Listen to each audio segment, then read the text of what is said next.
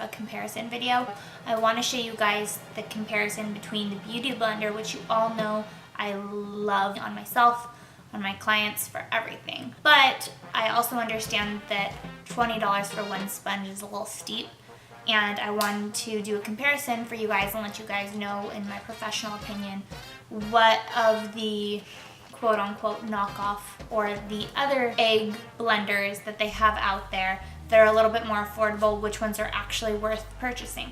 So I'm going to show you guys 3 different comparisons between the Beauty Blender, and then the first one will be Real Technique. I will also show you guys a comparison between the Beauty Blender and the Morphe sponge, as well as the Artist Choice sponge, so that you guys can see the comparison from the $20 sponge to the more affordable sponge, and let you guys know which one I actually think is worth the money. I hope this helps you guys. Okay, so for this comparison, I'm comparing the $20 Beauty Blender sponge with the Real Technique. This is the Miracle Complexion sponge.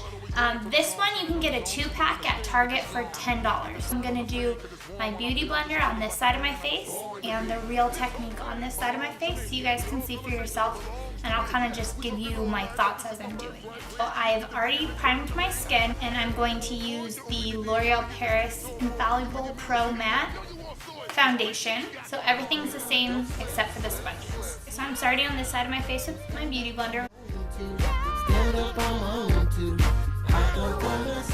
And I have no concealer on my face. So this is just coverage with the sponge and the same foundation.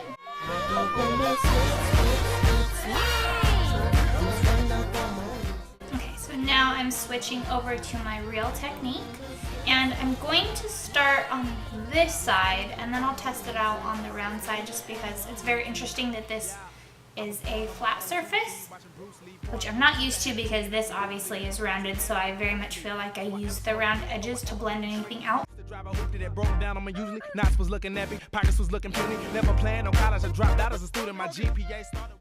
both of these blenders, you apply your foundation with a damp, not wet, but damp sponge.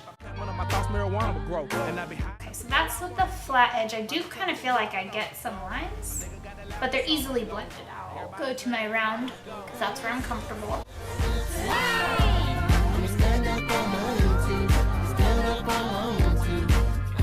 I definitely like the rounded side a little better. The flat side is nice for like body makeup, but I like the rounded side for my actual face a little better.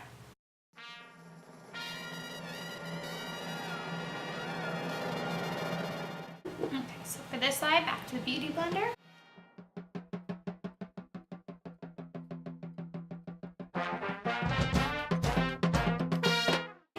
I'll switch into this eye with my Real Technique sponge.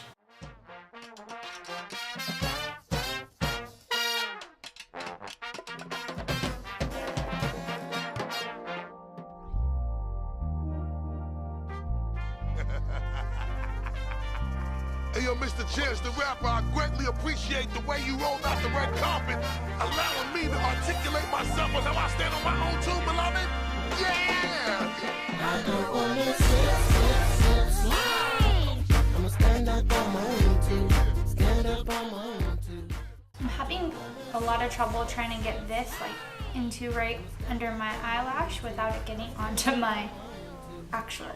So my highlighter, how I actually applied it on my face and then just used sponges to blend out, I think it was actually much easier to blend out any lines with my Beauty Blender, because I put it on and I was just able to move it around and blend it out no problem. But with the Real Technique sponge, I actually was having trouble like blending out the line where I actually like applied it. I think it actually does a good job applying the foundation as long as you apply it to the sponge first. I mean, it still did a really good job. I just had to work at it a little longer to really like blend it out. So I definitely think like they did a comparable job. Like this blends out and applies foundation really, really nicely. Like almost as good as the Beauty Blender, because honestly, like I can't see much of a difference between the sides of my faces. So this is a little easier. This one just, you need a little bit more time. The other thing about this is I feel like my Real Technique sponge soaks up the product a little faster, and the Beauty Blender kind of like even though you can see the product and it looks dirty, you can see that it's kind of evenly spread out because I was using it to blend it out. Here on this one, you can see that like where I dipped it in my foundation is where the concentrate is, which means that it absorbed the most in those spots instead of like dipping it in and being able to blend it out, which means it was just putting it on my face. It was soaking some up, which is good, but you know, you don't want that too much. So this might waste a tiny bit more product. It's not gonna make like a big cost difference.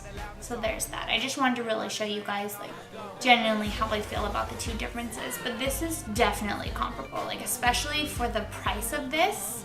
This is like a really good option. So, okay, so for my conclusion of the Beauty Blender versus Real Technique blender, I actually think it does a great job. Like your end product is like really fantastic. They did a really good job. However, I still feel like the Beauty Blender did a better job.